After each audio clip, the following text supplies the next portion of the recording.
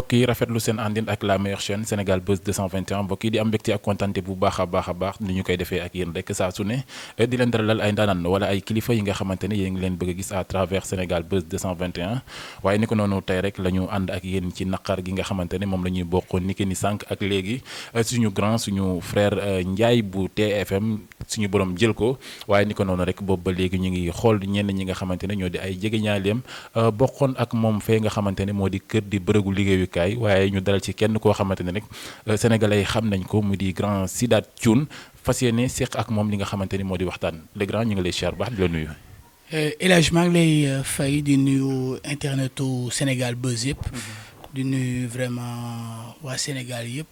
di nuyu tamit képp kuy kilifa diine ngay kilifa aada di leen jox seen wàccuwaay ñoom ñëpp di leen jox seen nuyoo. voilà macha allah ñoom ñëpp ñu ngi leen di jox seen nuyoo waaye comme ni ma koy ubbee rek saa su ne tey ubbi bi day wutee tey dañuy wax rek inna lillahi wa inna ilayhi raji'un ci naqar ak tiis bi nga xamante ne tey moom la ñu yendoo sa frère sa xarit Ndiaye yal na yàlla yërëm ko te xaare ko àjjana bi nga yëgee nouvelle bi naka nga ko dundee. li nga wax nii léegi rek moom laa wax ne te loo sax laa waroon njëkk tàmbalee. mooy ne inna lillahi wa inna ilayhi raji'un. ndax si sunu borom na ñuy jóge si sunu borom na ñuy dellu. di wax ni tey moom nouvelle bu ñu yeewoo mënut a neex. wallaahi. or que sunu borom moom lu mu def rek jaam bi daf koy nangu. waaw di wax alhamdulilahi rabbil alamin. di wax ni sunu borom mi nga xamante ni moom moo nu joxoon Njaay. nu bëgg ko loolu si sunu xol. vraiment di ko bëgg mu nekk nit boo xamante ni que. buy bégalaatee. wallaay dëgg la. waaw mu nekk un innocent. waaw ku am xol bu rafet. waaw ku laabiir. koo xamante ni ko xol bi dara newu ci. lu dul bégalaate rek. wallaay kon sunu borom bu jëlee kooku. dañuy wax ni moom moo nu ëpp yërmande. ndax moom moo nu booleek Njaay. moo tax nu xam Njaay. wallaay. ndax moo fi indi Njaay moo nu boole Njaay ndax moo nu sàkkit boole noog Njaay. kon sunu borom moom mi nu boole ba ñuy miinante di ànd. di takkante bëggante si sunu biir. kon yaakaar naa ne bu jëlee c'est parce que moom moo nu gën a bëgg. ndax aussi moom moo nu sàkk moom moo ñu indi ci àdduna. te ci moom na ñuy dellu it. di wax ni Njaay moom c'est une grande perte. vraiment il faut le dire c'est une grande perte. waaw loolu moom. tey moom nu ma yeewoo moom. neexul waaw bu jot nouvelle bi moom vraiment ça m'a touché waaye. macha allah ça t'a touché waaye aussi tey bu ñu la doon laaj kan mooy Ndiaye ngeen bokkoon kër bokkoon bërëbu liggéeyukaay ban nit la woon. Ndiaye nit bu baax la. man su ma ko xamee sama xarit moo tax ma xam ko. muy Kouthia El Hadj Abou Bilal. waaw moom moo ko wane dans Kouthia Show. donc man ci moom laa ko découvrir gis ko à la TFM.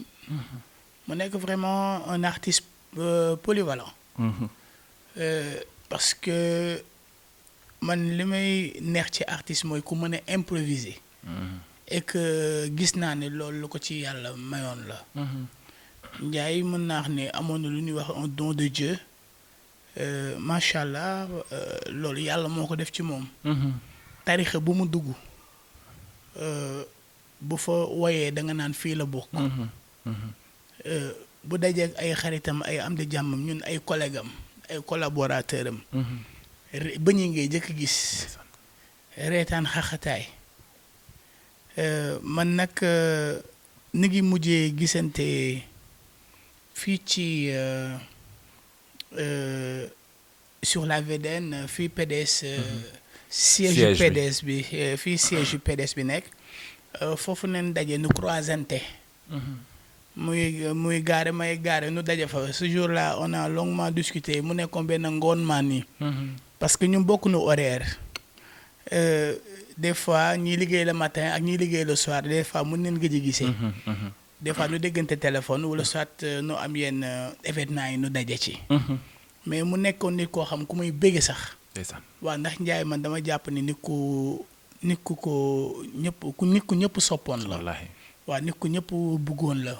parce que moom humoriste la woon comédien la woon mais aussi nit bu gëm yàlla mais nit aussi bu gëmoon diineem waaw parce que dafa doon feeñ ci moom waaw vraiment yàlla na ko yàlla xaare àjjana amiin Ouais. D'après les témoignages yi nga xamante ne ñenn ci ay mbokkam wala ñu ko jegee yëkkati nañu ko muy feebaram bi nga xamante ne moom la ko suñu borom tegoon mu àndoon ci gëm-gëm boo xamante ne nangul woon sax nit ñi yëg feebaram yëgoon ngeen ko.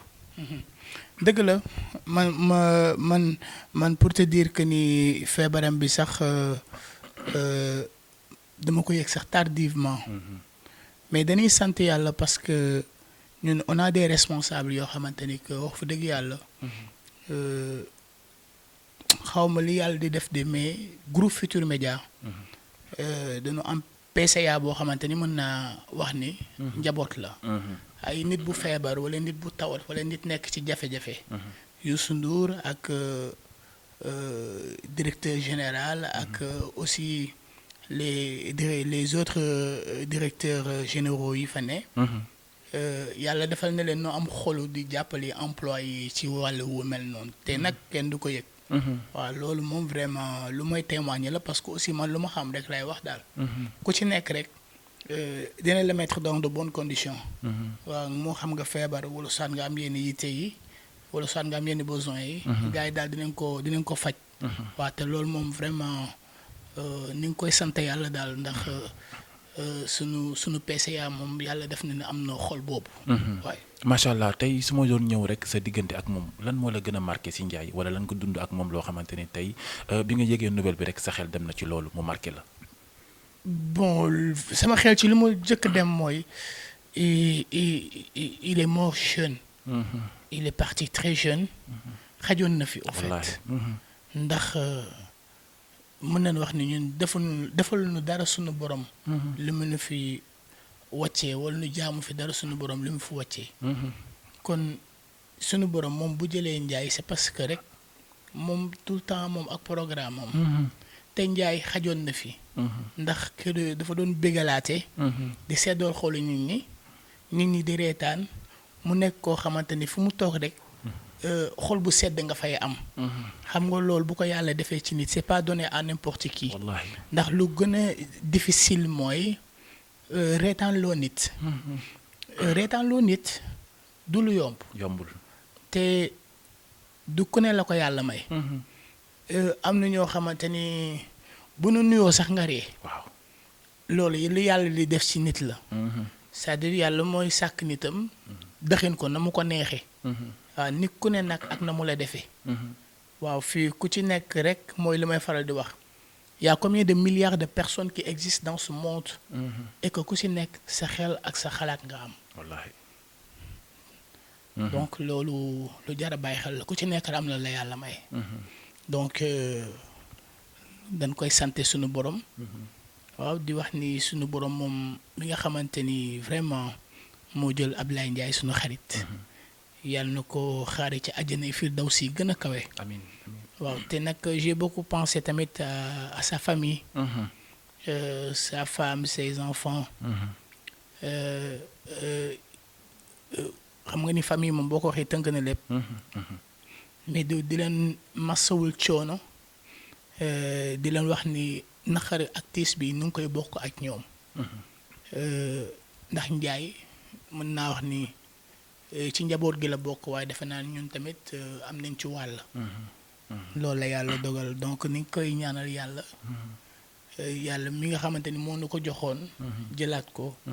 yàlla na ko teg ci loxoy Seydina Muhammad sallallahu alayhi wa sallam. amiin amiin amiin waaw te am nañ ci yaakaar ndax moom nit ku baax la nit bi bégalaate la. waaw bu fekkee daal li ñuy wax ni nit buy bégalaate. kii bégal doomu aadama yi yàlla dina la bégal. kon dañ ciy rafet njott rek te xam ni lu ñëpp wax rek mooy dëgg kon. wallaahi ab cant rek nañ ciy am. te aussi tey bu ñu xoolee ni ko Sénégalais yëgandoowee ak ni ñu ko dundee mën nañ ne xel mën naa dal ndax ku ci ne rek mën nga ko jaal sa bopp. ak fi la Ndiaye tolloon parce que Ndiaye Sénégal la. xam nga bu yàlla defee tey nga nekk un missionnaire. di servir ton pays ku ci nekk na ak na ngay servir ton pays. xam nga nit dina feebar nekk hôpital. nu perfusionné ba sonn. waaw du jóg. ni dóori pikiir ba sonn. du jóg. nu def lu ne du jóg. nu gis koo xamante ni que moom da ko reetaan loo rek mu commencé wér. wallaahi. loolu daf ñuy arrivé en général. parce que ñoom dañuy dugg di ko témoigner. loolu nag du suñu kàttan du suñu doole du suñu mën-mën du suñu borom def la. waaw kon loolu bu amee dañ koy sant yàlla. te Ndiaye dafa bokkoon ci koo xamante ni que fu mu taxaw rek il faut nga bàyyi xel ci moom. il faut nga prêter attention ci moom. parce que du nit boo xamante ni que nit bu simple la. moom bu taxee dafay def lu saf lu neex loo xamante ni que boo fa jegee sa xol day sedd. te loolu nag c'est pas donné à n'importe qui nga mën loolu. nit tam mën nga am lu ne. mën nga am daraja bu ne. mën nga am suñu borom mën na la may lu ne am tamit loo xamante ni manqué nga ko. boo xoolee même ñu baax ñi sax muy suñu kilifa diine yi baax yi. kilifa aada yi. en général ñu baax ñi dañuy bëgg sax ñu mel ni ñun ñoo di leen di reetaaloo. parce que am ak ñoom jotaay. daf leen di neex. wallaahi ñu mel ni Ndiaye tamit la même chose. am neen ay xaritu imaam. am neen ay xarit yoo xamante ne ay nitu yàlla nañu. donc loolu daf lay won ni lii yëpp mbiru sunu borom la. parce que ñun ci li ñuy nekk di ci yëngu. suñu mission mooy bëggalaate. wallaahi loolu mooy suñu mission. te Ndiaye nekkoon koo xamante ne nag mosuma gis mu mer. mosuma gis mu xuloo. mosuma gis mu werante. mosuma gis vraiment ci benn sikki sàkk. je peux dire que c'est un garçon boo xamante ni daal vraiment bu jar a ñaanal. ndaxte c'est liggéey na pour réewam. servir na pour réewam. yàgg naa bégal sunu xol yi. moo xam nu am stress moo xam nu nekk ci yenn difficulté yi Ndiaye sedd sa xol. wallaay dëgg la loolu lépp nag bu ko yàlla dajalee. moom day yërëm jaamam rek. day yërëm ñun ñëpp. amiin waaw te xaare ko àjjana rek. amiin xaare àjjana képp ko nga xamante ni mi ngi bar sax. di wax ni yàlla ñu yàlla jéggal àdduna ak alaaxira. amiin parce que moom moo ko am moom trésor am. wallaay dëgg la moo koy defal ku ko neex. ku ko neex te it moo nu sàkkit. waaw te sàkkit bu mu nu sàkkit boo xoolee ba xool. dañ ne nit matul. moom moo nu sàkk waaye sàkk bi mu nu sàkk moom xam ne ñun matuñu. wallaay dëgg la ci tooñ keneen dëkk. ci def ko lu ko naxar neen dëkk. ci vraiment def loo xamante lu ñuy tereel ci neen dëkk. te moo ne sax tooñ leen ma jéggal lu ma jéggal leen. yàlla na ñu jéggal nag. amiin loolu rek moo jëlee ñaan. macha allah yàlla na ñu jéggal waaye aussi daat du ma toog ak yow man naa damay tàggatoo ak yow rek ci loolu rek parce que tey bu ñu toogee ak porte de voix bu mel ni yow suñu borom cëralee la loo xamante ni boo waxee nit ñi déglu ko bàyyi ko xel ñu tollu jamono joo xamante ne sénégalais yi ku ne tiit nga ku ne jàq nga ci insécurité bi nga xamante ne ñu ngi koy dund violence bi rayante bi nga xamante ni xamuñu ko woon suñu Sénégal jamono ji mu teg fi tànk métti ku ne loolu en tant que sénégalais nu mu la def ak yan kàddu nga ci yëkkati. ça me fait mal parce que man dama naa xamatuma ci ban réew laa nekk. parce que Sénégal bu ñuy wax lu ñuy wax ci Sénégal ci ay valeur am. tey Sénégal 2022 mel nii. danga naan du dëgg. wallaahi ku la yeewoon ci ay gént ne la tey Sénégal. ay raykatu nit dafa nekk. ay defkatu lu bon fa nekk. ay defkatu lu ñaaw fa nekk. ay yàqante soxorante iñaanante. yenente yu bon yi. sacrifice yu bon yi. xërëm yi bon yi. tey loolu ku la yeewoon tey danga naan du dëgg. wallaahi il faut se poser la question rek. lan moo waral lii lépp te loolu. defe naa tuuti naa pour wax ko. ndax Sénégal am na ñu baax ñu fi ne. ñoo xamante ne ñooy borom xam-xam yi. am na ñoo xam ne yàlla dara jaal. am na ñu yàlla may. am na ñoo xamante ne suñu borom def rus na leen ci seeni kàddu. wallaahi su ñoon dañ nañuy tàll suñuy loxo. ndax lii kat amu fi woon. Sénégal tey moo xam muy sénégalais wala sénégalaise. boo mënta gis tiit na. wallaahi tey. mën naa wax ni tey ci réew mi ñun ñëpp ku ci nekk tey nekkoo tey ci jàmm nekkoo tey ci prudence. tey ñëpp a tiit Sénégal. muy mag di ndaw. di xale di mag. xam nga nag réew. bu ñuy dem ba ndaw ñi di fajal seen bopp. loolu du day indi leneen ci dëkk. te loolu c'est à éviter. et je crois que dëkk bi dafa am njiit. dëkk bi dafa am président de la république loo xamante ni que yu mel ni boo amee. il faut nu wax ci ak moom parce que su ne un président de la république du Sénégal. le père de la nation buñ ko waxee. mooy yow sax sa njaboot. sa njaboot tey mën nañu wax ni tey le père de la nation buñ koy wax mooy tey sunu papa ji. mooy sunu premier mooy papa réew mi yëpp. kon sa njaboot waroo leen di seetaan nu leen di faagaagal. wallaahi bis bu ne yaa ngi dégg nuy faagaagal say doom. di faagaagal say doom. te sa doom yi boo xoolee tey am na ñoo xamante ni amuñu xëy. amuñu gont amuñu lu lekk. amuñu lu naan saa boo xëyee chômage bi di gën a yokk. nit ñi amuñu programme nit ñi amuñu fenn fu ñu dem. lu dul toog nelaw ba 14h xoolal toog.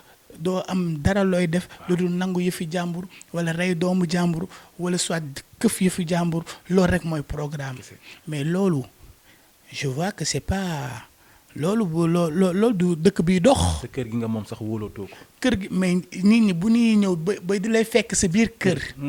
nga xam ni léegi ça devient grave. te pourtant de ñoom seen kër yi c'est bien sécurisé. et bien gardé. bien sûr. et bien surveillé aussi mais ñun ne sommes pas sécurisés. waaw parce que bi ñuy dégg jéey ji suñu côté rek lay am ñun.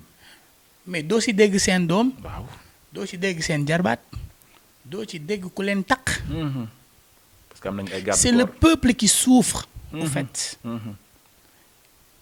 dafa mel ni daal xale yi nañuy saraxe. waaw saa su ne. mais doo ci dégg seeni doom. parce que ils sont dans de bonnes conditions. ku ciy génn ànd ak sa sécurité. c'est clair. booy génn am nga ku lay. am nga garde-corps. écoute et la jeunesse sénégalaise. et le peuple sénégalais. qu'est-ce qu'on va faire. ñun la mooy ñun léegi nan leen war a def kon. il faut que daal nu jàppale nu. Sénégal dañu war a def peine de mort. bien sûr. gis nga dafa metti boo koy wax. parce que bu nu sañoon loolu du am. mais gis nga dëkk. bu amul sanction. waaw du évoluer. lu waay neex def. du avancer. lu naan mbedd yu buur la lu neex waay def. loolu yàgg na nekk xale du ko dégg ci réew te boo xoolee depuis Senghor. Abdou Diouf. Ablaye Wade. ba ci Macky Sall. ba léegi ça continue. loolu dakkagu fi. discipline des na fi. joxante cër des na fi. éducation de base des na fi. lu bëri dafa des ci dëkk bi. wallaahi. mais loolu na c'est la faute à qui.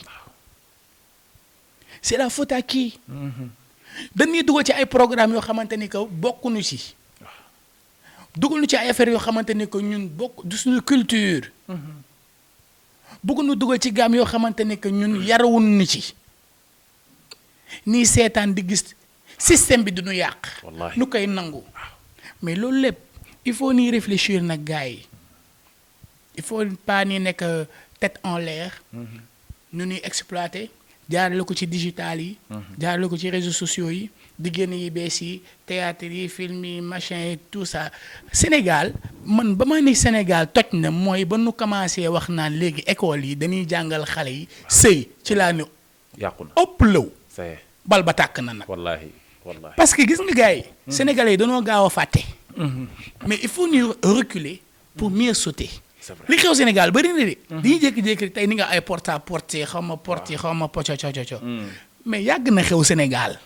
Sénégal ngay gis lu yoo xamante ni que day xew ci biir kër yi ci biir kër yi. te kenn du ko yëg. waaw. fii gis nañ fi lu ne. lu ne am na fi. du lépp ngay mën a wax. waaw.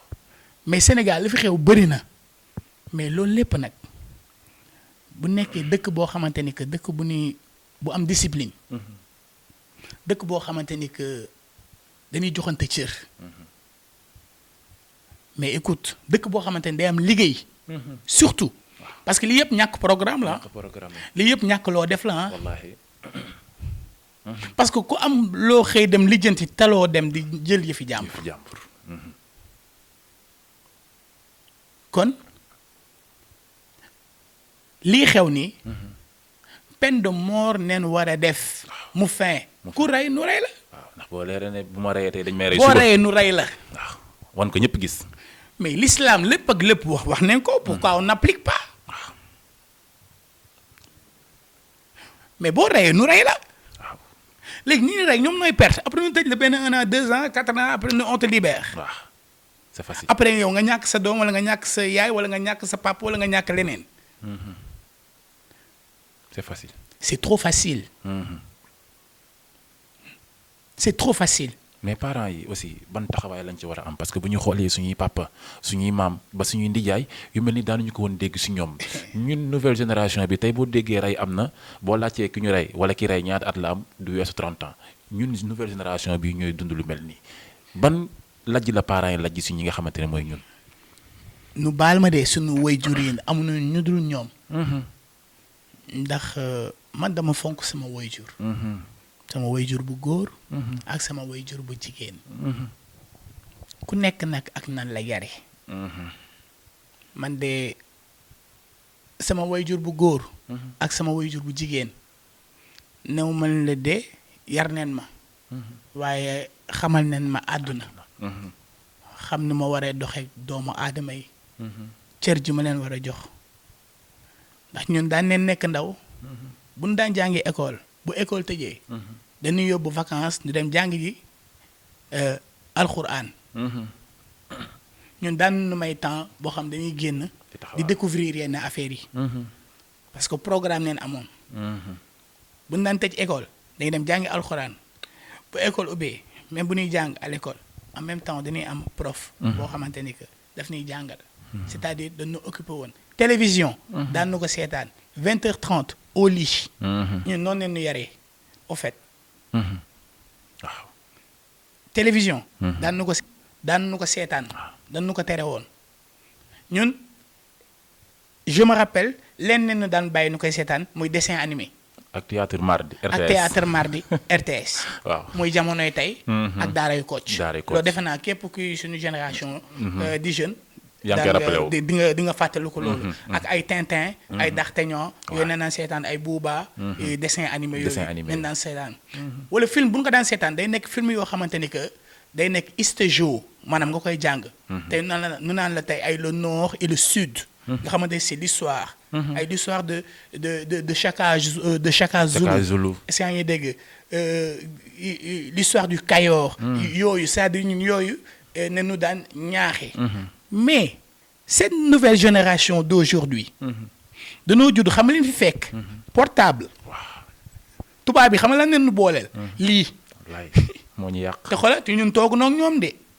ku ci nekk am nga portable sa kër. waaw ñun ñëpp nag. tubaab bi du ñoom noo ko créé. ñoom portable nen nu defaral jox na ñun africains yi xam nga ñun lu nu dugg mu ëpp. waaw. ñun nag lii nu booleel. lii moo tas sunu àdduna. mooy da ngay am doom mu juddu léegi. même pas 1 an. seen doom yi noo lay gën a maîtriser portable. xale yi tuuti yi soog a juddu. xale boobu bu ko neexee day seetaan porno. nga di ko gis. te loolu amul woon suñu génération. xale boobu bu ko neexee day connecté wu ak ñeneen di wax ku ko neex. di seetaan ay film jamono. di seetaan ay film yoo xamante ne que yu violent. di gis leneen moom ci live am quoi au fait. yoo xamante ne yow wanoo ko ko. waxoo ko ci ak moom.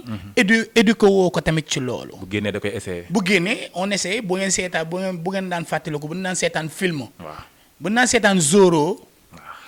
bu film bi jeexee dañuy dem nekki Zorro. dañuy soli suñu comme Zorro. yor suñu épée ne maay Zorro. wala bu ngeen seetloo temps D'Artagnan bu daan am dañ naan génn ne maay D'Artagnan kii mooy Porthos Athos et Aramis. xale yàgg na copier loo xamante ne ci bas âge. la koy teel a copier après soog koo tari. mais ce qui est malheureux aujourd'hui mooy sunu parents yi dañoo fuir. ndeysaan man loolu ak maa metti. certains parents. c'est pas tous les parents. mais certains parents. alal jënd na leen bu yàgg. yàgg na. wallahi. billahi. te koo ci gis mu wax la wax ju rafet. wax la man deret ju je suis digne je suis nangam Sénégal dana mën wax ju neex ak wax joo xamante ni que dañ lay cëppal te liñ ci wax gëmuñu ci dara. dawul sax seen yaram. c'est-à-dire c'est ça qui est malheureux. des parents yoo xamante ni que dañ lay nax. boo ñëwee noonu doñet yor xoolal di la coob. di la macro di la def yoo xamante ni que ci mag. mu ñaaw. nga di ko gis di ko dund. yoo xamante ni que dafa exister. du dugal seen doom yi ci yoo xamante ni que des choses anormales ndax lan alal. ndax lan dañoo retraité. ndax lan amatuñu fu ñuy amatee alal boo waxee ne non c'est des retraités seen doom yi nañu yaakaar. léegi il faut que sa doom yi dem uti par la force. te xooloo xamoo ndax am na ko xamoo ndax mën na ko ñoom dañuy commencer teg pression seeni doom. je suis un retraité joxatuma la lekk joxatuma la naan te na ngay indi di ma jox mënoo ko wax doom joo xam ne xëyool gontul. mënoo ko xëy wax ko koo xamante ni que am na lu nekk ci boppam mi ngi réfléchir sax lu mu defaree avenir am te pareegul. nga teg ko pression boobu. boo dee jigéen di nga jaayi sa bopp. wallaahi boo dee góor di nga tafu baa nga sàcc wala nga agressé. loolu rek moo am. après ni ñoo indi le monde tu cherches même pas à savoir fu sa doom jëlee xaalis lu mu la defal indil na la yàpp indil na la dibi may na la portable wala may na la xaalis boo jógee naan bi lay sa ndeyee ko liggéey. bëreetul yaa ngi mais écoute naa la sa ndeyee ko liggéey. suba nga xëy yor sa oto fekk xoolal na nga ko amee. lewul. nga takk sa or na nga ko amee lewul. nga may sa papa alal bi na nga ko amee lewul. nga may sa yaay alal na nga ko amee lewul. moo xam muy 100 000 500 000 1 million nga jël sa yaay sa papa nga yóbbu leen màkk yëpp tout ça te yow da ngay cagatu guddeeg bëccëg suba ak ngoon. lewul. excusez-moi du terme. dëkk bi il faut que ñu wax ci. wallaahi. lu ñuy jox suñu wayjur yi nay barke. lu ñuy jox suñu doom yi nay barke. lu ñu naan sàcc bi dafa yàkkamte rek. wallaahi. mais xamuñu la muy sàcc moom moo ko moom. wërsëgam lay jëli. nin cool nu indiwaat valeur yi. am suñu dignité am suñu personnalité. daan leen dégg naan mar naan. bu mu la tax a naan petite ndax bu robinet ubbee nga rus. soyons des gentlemen. am patience. mais la patience mais écoute. amatu fi dañ ne ku ne tekk. tekk wan la yoon. wallaahi jeunesse bi xamuñu yooyu. tout de suite. léegi léppay sotti léegi. fu mu am. moo tax nii rek la mën demee. je suis vraiment désolé. maa ngi jégalu ci kàddu yi ma wax sax. am na solo parce que sama xol mooy metti. su ma sañoon Sénégal du demee nii. ndax ñun Sénégal dañ fi am ñu baax. am fi maam Borom Touba maam El Hadj Malick. am fi maam Baye Niass. Bou Kounta Ndiassane. am fi waa kër Cheikh na Cheikh Saad Bou. wallaahi. am fi sunu voisins les chrétiens. c'est-à-dire jàmm ji am Sénégal waruñu ko yàq. wallaahi. waruñu yàq jàmm ji quoi au fait. neex parce que Sénégal boo waxee dëkk mi monde entier bi dañ naan la Sénégal c'est le pays de la teranga c'est un peuple un but une foi te loolu mooy right su ma ñëwee sa kër El Hadj may coob su ma neexee fanaan fa sangu fa ñun loolu nu xam. Sénégal kër goo dugg di nga lekk di nga naan caay. wallaahi dama lay wax. Sénégal ngay ñëw xool yi ma gis gars yi teg caay nga ñëw toog jàpp jotaay. loolu amul kaaw. déedéet Sénégal rek ngay gis. Sénégal rek moo am valeur yooyu. barki Serigne Touba. nga am problème sénégalais yëpp jàpp ci. xeexle la. loolu solidarité boobu fii rek la am Sénégal. te ñu ngi koy bëgg a yàq. mais ni ngi yàq yooyu valeur tey. léegi imagine toi léegi nouvelle génération bii ñëwaat demain. mais léegi ban Sénégal kon dañuy am tey bu ñu ñëwee fekk fii lii tey. waaw. kon dañuy nekkoon un pays gangster. boo xamante ne que ay kabooy moo fi nekk bu boobaa. ma bu boobaa. xanaa ne damay dem suñu voisins yi rek Gambia dama dem toog fa wala saa nu jaay Sénégal ku ne xoolal jël sa wàll mu fin. xool noo jaar. maa la ko wax ku ne xoolal xam fi nga jëm. yàlla bu ñu yegg foofu te yàlla bu ñu yegg foofu quand même ah bon c'est des blagues ah. macha allah mais aussi kontaan nañ bu baax a baax ci jotaay bi xam naa ne lii daa nekk loo xamante ne mënul woon ñàkk ñu laaj la ko nga yëkkati ci li nga xamante ne aussi moo di sa kaddu te kaddu yi jàpp naa ne kaddu yi am solo la yoo xamante ni képp ku ñuy déglu rek wala nga ñuy bàyyi xel di nga ci mën a jàng jëriñu ci te loolu rek la ñu bëgg ci li nga xamante ne aussi moo di jotaay si daan kontaan nañ ci jàkkaarloo jàkkaarloo ak yow mon frère. moi aussi c'est un plaisir vraiment jàkkaarloo yow El Hadj. yow tamit waaju baax nga et puis tamit tu fais du bon boulot. merci beaucoup seen liggéey rafet na et puis waa Sénégal yi Buzz 221 yëpp. may bëggee seen internautes. samay waay ngeen yéen moom su ma fi waxee nag vraiment lu jaar yoon maa ngi jégalu donc du ñu bëgg rek mu baax. bëgg lépp rek ñu jëriñoo ko si sunu biir. donc xam leen ni daal c'est le Sénégal qui gagne. yal na yàlla defal jàmm ñun ñëpp. ci doole Cheikh Saliou Mbacké. amiin amiin donc ne ñëpp am jàmm rek. amiin ci darajee Xaadimu Rasuul. ci darajee Xaadimu Rasuul. wallaay ndeysaan jërëjëf mbokk yi di kontaan bu baax a baax ci jàkkaarloo ak moom fii ci Sénégal Buzz 221 mbokk yi di leen jox dig daje ci beneen numéro jërë ngeen jëf.